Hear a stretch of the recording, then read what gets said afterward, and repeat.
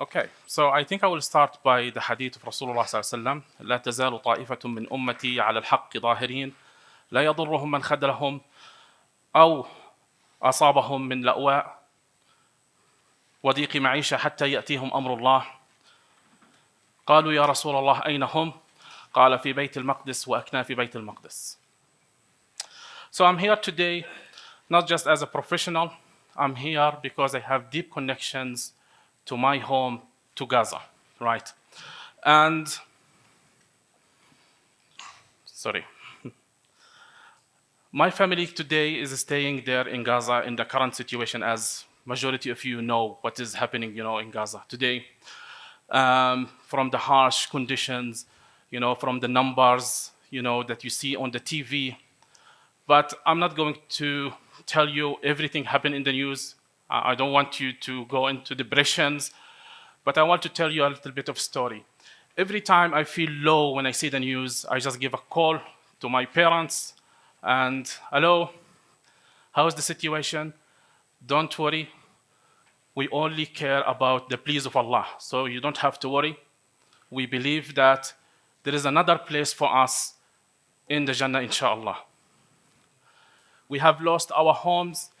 We have lost, I think from my family only, we lost 40 people, right? And in the same time, we just say, it's all for the pleas of Allah. But Rasulullah sallallahu alaihi wasallam says that this group of people, will suffer. And the most suffer we feel now is that the Ummah, the Muslims, the Arabs, they are not helping. They are not caring, what is going on. So I'm hoping today from this conference to see people who care, that collaborate with us, to find some technology solution to help Gaza. So before I start, talking about the innovation and the technology that can help Gaza, let me just give you a few information about Gaza. Well, Gaza in Arabic means, and the word in Arabic is Gaza, which means resilience, pride, strength. It's called Gaza Hashim because the grandfather of our Prophet Muhammad sallallahu alaihi wasallam grave in Gaza. So we call it Gaza Hashim. It's the birthplace of the Imam Shafi'i, rahmatullah alayh. Despite all what you see from, numbers of wars that happen to Gaza, we care about education. You will see that 97% our literacy, in Gaza, 99% of men and 96% of women. And despite we have this high education, most people have postgrad, certificates. More than 50% of our people are unemployed. So they have the knowledge, they have the education, but there is no place to use that skills. Now, if we go to what is happening currently, which is the genocide. On the genocide, we have 44,000 shaheed. More than 60% of the people are women and children, and over 90% of the population has been displaced. If I go to the health services, we only have 4 hospitals that is partially function in Gaza out of 36 hospitals. If we go to the education, all schools now in Gaza has been shut down. No education for almost now a year and a half. And all the university has been destroyed. We have actually around 14 universities. 356 schools has been destroyed, and whatever schools remain, people use it for refugees to stay on these schools. 625,000 students don't have access to education. Economy. Almost 85% of the businesses are shut down. No banks at all.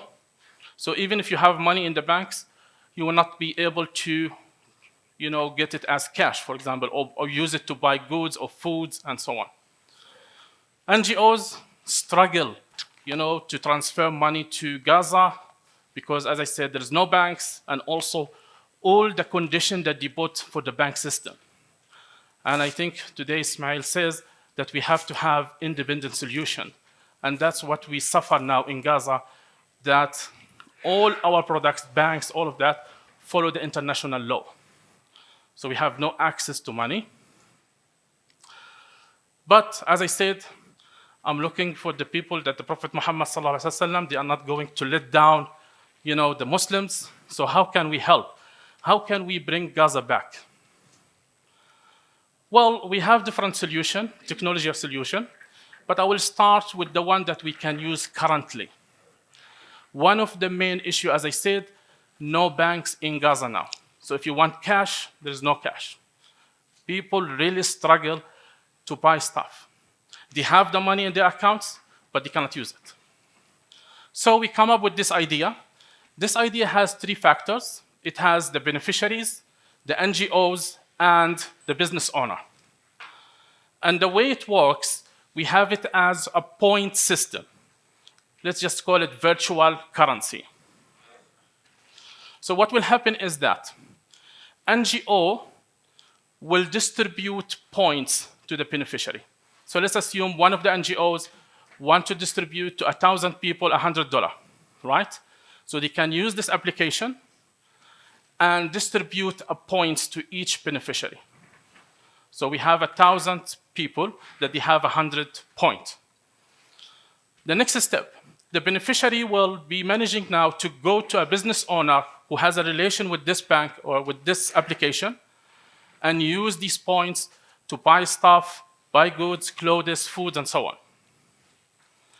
Now, what happened with the business owner?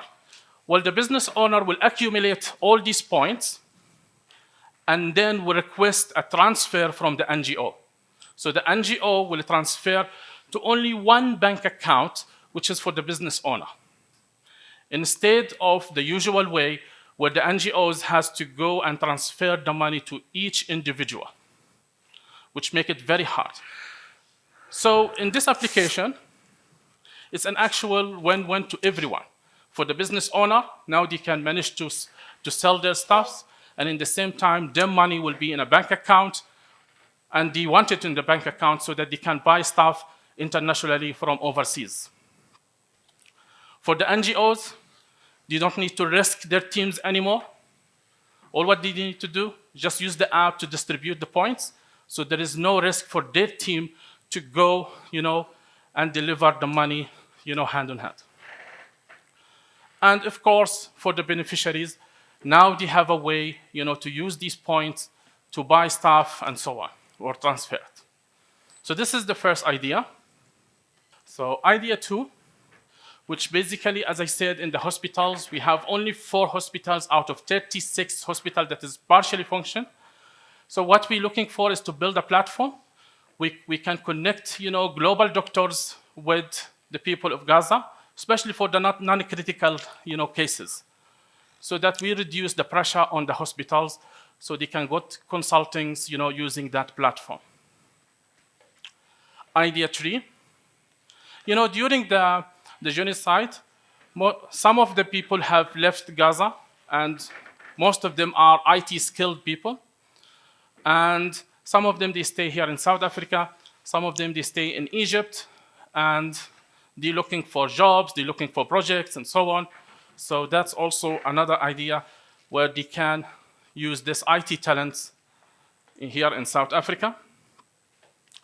Some other ideas, quickly, online education.